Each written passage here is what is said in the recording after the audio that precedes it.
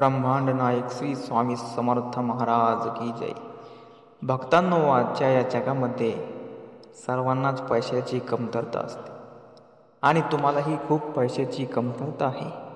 तुमच्या डोक्यावरती खूप मोठं कर्ज झालं आहे आणि त्या कर्जाच्या विळख्यामध्ये तुम्ही खूप अडकला आहात आणि त्या अडकलेल्या कर्जामध्ये तुम्हाला सुटका पाहिजे आहे. तर नक्कीच तुम्हाला हा मार्ग यशस्वी ठरणार आहे. तुम्ही जर खरे स्वामी समर्थ महाराजांचे भक्त असाल आणि अजूनही या चॅनलला सबस्क्राईब केलं नसेल तर नक्कीच आपल्या चॅनलला सबस्क्राईब करून व्हिडिओला लाईक करा आणि जास्तीत जास्त लोकांना शेअर करायला विसरू नका. प्रिय स्वामी भक्तांनो, आजच्या युगामध्ये खरं तर खूप पैशाला मोठी मागणी आहे आणि त्याच पैशाला एवढी मोठी किंमत आहे की त्या पैशा वाचून तुमचं घरातील पानही हलवू शकत नाही. म्हणून आज मी तुम्हाला तुमच्यासमोर घेऊन आलो आहे असा एक चमत्कार आणि दिव्य रहस्यमयी मंत्र. या मंत्राच्या सहाय्याने लाखो करोड रुपयाचे कर्ज दूर होईल आणि तुमच्यावरती स्वामी शक्ती नक्कीच प्रदर्शित होईल. तर भक्तांनो, आज आपण श्री स्वामी समर्थ माऊलींचा हा मंत्र फक्त 10 मिनिटे ऐकणार आहोत आणि हा मंत्र ऐकल्याने तुमच्या घरातील सर्व नकारात्मक ऊर्जा दूर जाते आणि तुमच्या घरामध्ये सकारात्मक ऊर्जा येते. तर भक्तिभावाने आणि आनंद मनाने तुम्ही नक्कीच या मंत्राचा लाभ घ्यावा. हा मंत्र काही साधासुद्धा मंत्र नाही, तर हा एक रहस्यमय मंत्र आहे. हा मंत्र ऐकल्यानंतर तुमचे सर्व कामे पूर्ण होतील, तुमच्या सर्व इच्छा पूर्ण होतील आणि तुम्ही भक्तीच्या मार्गावर चालू शकाल. श्री स्वामी समर्थ माऊली महाराज म्हणतात, भिवू नकोस, मी तुझ्या पाठीशी आहे. नक्कीच तुम्ही करोडपती झाल्याशिवाय राहणार नाही. तुमच्या डोक्यावरती जेवढं मोठं कर्ज आहे ते कर्ज आम्ही गायब केल्याशिवाय राहणार नाही. या मंत्राच्या पावन झालेल्या भूमीमध्ये श्री स्वामी समर्थ वसत असतात आणि जो भक्त त्यांना मानतो, जो भक्त त्यांच्या हृदयापासून स्थान निवडत असतो, त्यांच्याच पाठीशी स्वामी समर्थ महाराज उभे राहतात. म्हणून तर म्हणतो, स्वामी तिन्ही जगाचा, आई विना भिकारी. परंतु स्वामी समर्थ माऊली म्हणतात, भिवू नकोस, मी तुझ्या पाठीशी आहे. चला तर भक्तांनो, आपण या मंत्राचा लाभ घेऊ. मंत्र पुढील प्रमाणे आहे. ओम श्री स्वामी समर्थाय नमः. धनं गृहे ममं देहि नमः. ओम श्री स्वामी समर्थाय धनं गृहे ममं देहि नमः. ओम श्री स्वामी समर्थाय धनं गृहे ममं देहि नमः. ओम श्री स्वामी समर्थाय धनं गृहे ममं देहि नमः. ओम श्री स्वामी समर्थाय धनं देहि ममं गृहे नमः. ओम श्री स्वामी समर्थाय धनं देहि ममं गृहे नमः. ओम श्री स्वामी समर्थाय धनं देहि ममं गृहे नमः. ओम श्री स्वामी समर्थाय धनं देहि ममं गृहे नमः. ओम श्री स्वामी समर्थाय धनं देहि ममं गृहे नमः. ओम श्री स्वामी समर्थाय नमः. धनं गृहे ममं देहि नमः. ओम श्री स्वामी समर्थाय धनं गृहे ममं देहि नमः. ओम श्री स्वामी समर्थाय धनं गृहे ममं देहि नमः. ओम श्री स्वामी समर्थाय धनं गृहे ममं देहि नमः. ओम श्री स्वामी समर्थाय धनं देहि मम गृहे नमः। ओम श्री स्वामी समर्थाय धनं देहि मम गृहे नमः। ओम श्री स्वामी समर्थाय धनं देहि मम गृहे नमः। ओम श्री स्वामी समर्थाय धनं देहि मम गृहे नमः। ओम श्री स्वामी समर्थाय धनं देहि मम गृहे नमः। ओम श्री स्वामी समर्थाय नमः। धनं गृहे मम देहि नमः। ओम श्री स्वामी समर्थाय धनं गृहे मम देहि नमः। ओम श्री स्वामी समर्थाय धनं गृहे मम देहि नमः। ओम श्री स्वामी समर्थाय धनं गृहे मम देहि नमः। ओम श्री स्वामी समर्थाय धनं देहि मम गृहे नमः। ओम श्री स्वामी समर्थाय धनं देहि मम गृहे नमः। ओम श्री स्वामी समर्थाय धनं देहि मम गृहे नमः। ओम श्री स्वामी समर्थाय धनं देहि मम गृहे नमः।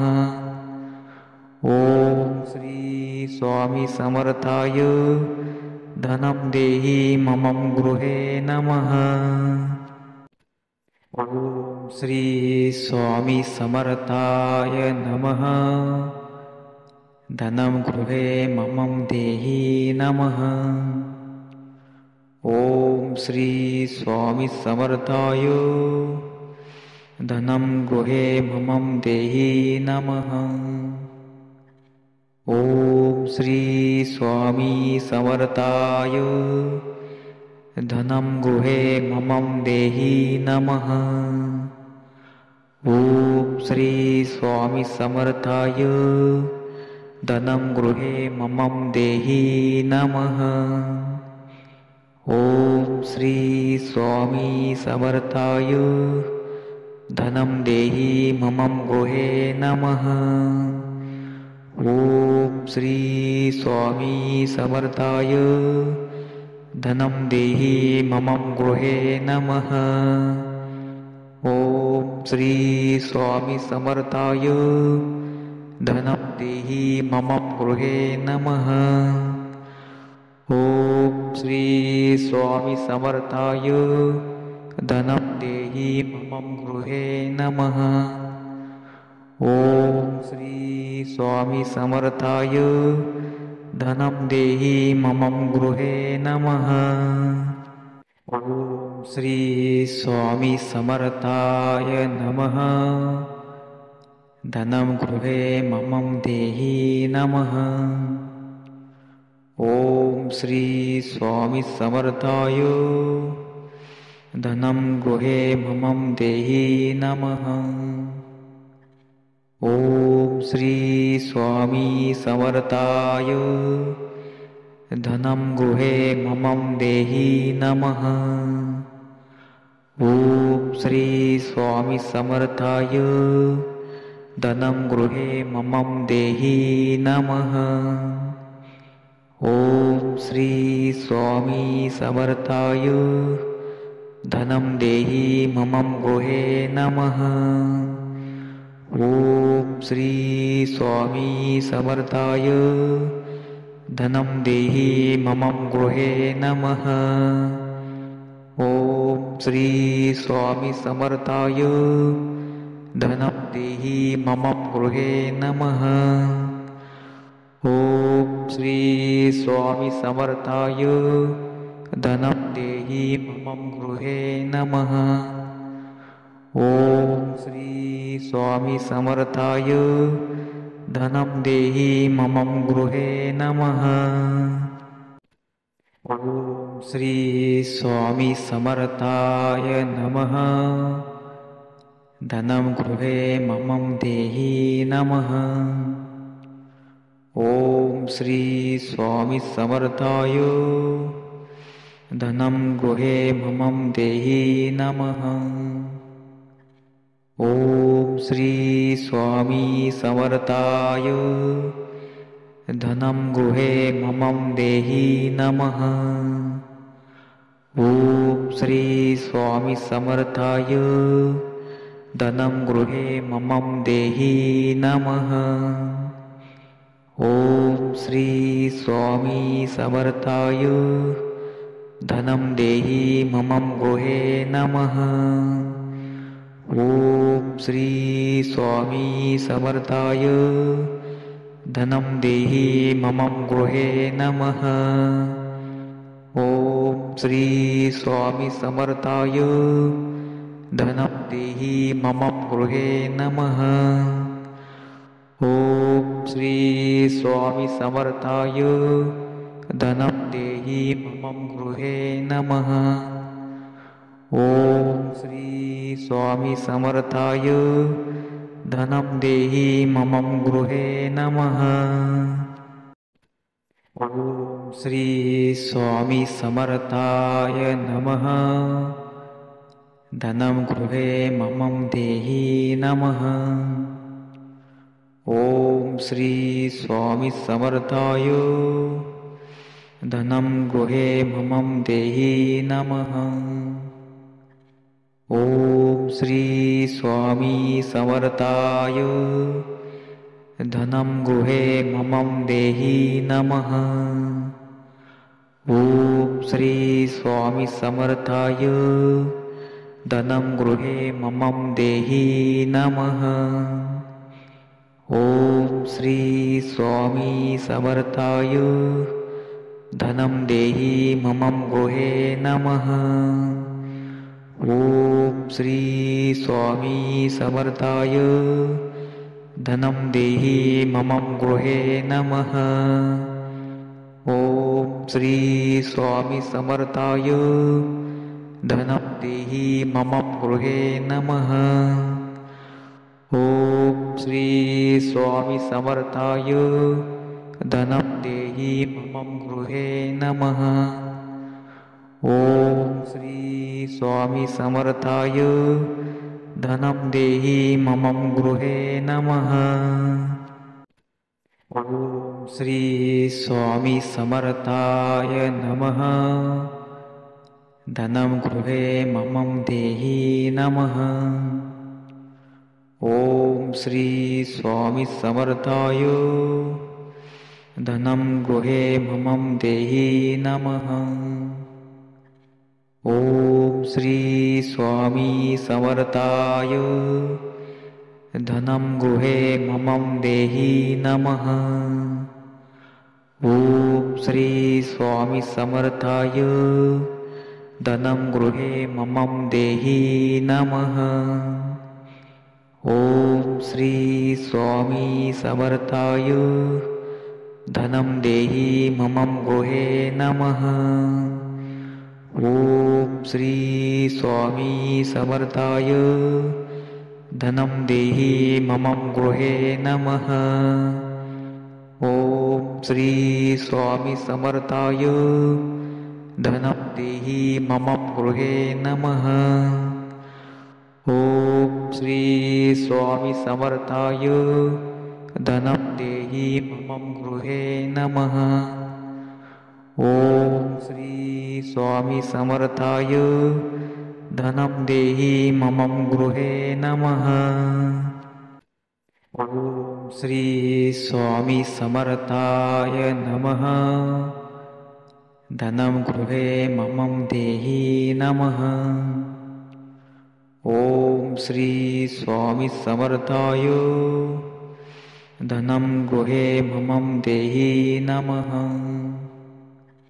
ओम श्री स्वामी समर्थाय धनं गृहे मम देहि नमः। ॐ श्री स्वामी समर्थाय धनं गृहे मम देहि नमः। ॐ श्री स्वामी समर्थाय धनं देहि मम गृहे नमः। ॐ श्री स्वामी समर्थाय धनं देहि मम गृहे नमः। ॐ श्री स्वामी समर्थाय धनं देहि मम गृहे नमः। ॐ श्री स्वामी समर्थाय धनं देहि मम गृहे नमः। ॐ श्री स्वामी समर्थाय धनं देहि मम गृहे नमः। ॐ श्री स्वामी समर्थाय नमः। धनं गृहे मम देहि नमः। ॐ श्री स्वामी समर्थाय धनं गृहे मम देहि नमः।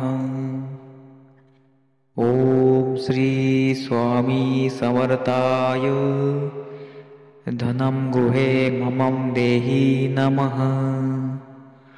ॐ श्री स्वामी समर्थाय धनं गृहे मम देहि नमः। ॐ श्री स्वामी समर्थाय धनं देहि मम गृहे नमः। ॐ श्री स्वामी समर्थाय धनं देहि मम गृहे नमः। ॐ श्री स्वामी समर्थाय धनं देहि मम गृहे नमः।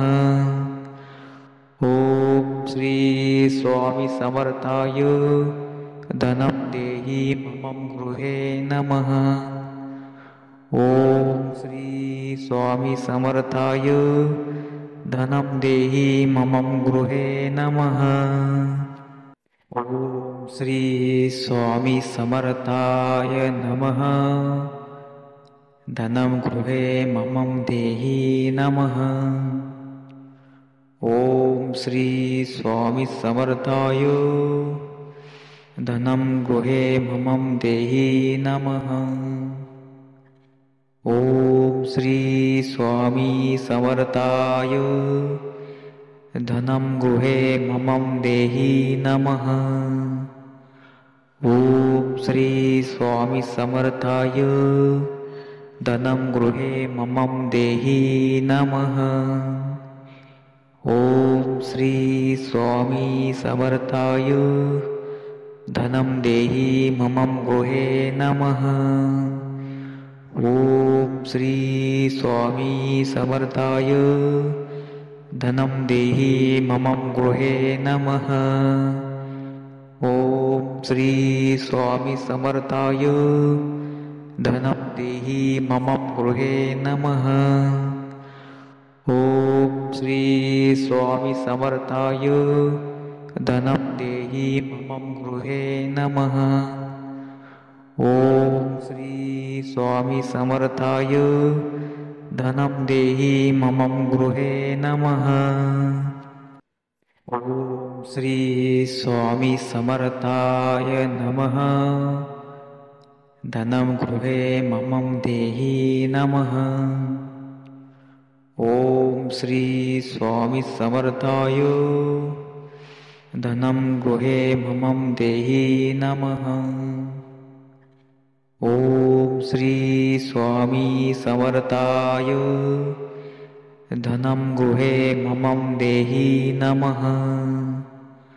ॐ श्री स्वामी समर्थाय धनं गृहे मम देहि नमः। ॐ श्री स्वामी समर्थाय धनं देहि मम गृहे नमः। ॐ श्री स्वामी समर्थाय धनं देहि मम गृहे नमः। ॐ श्री स्वामी समर्थाय धनं देहि मम गृहे नमः.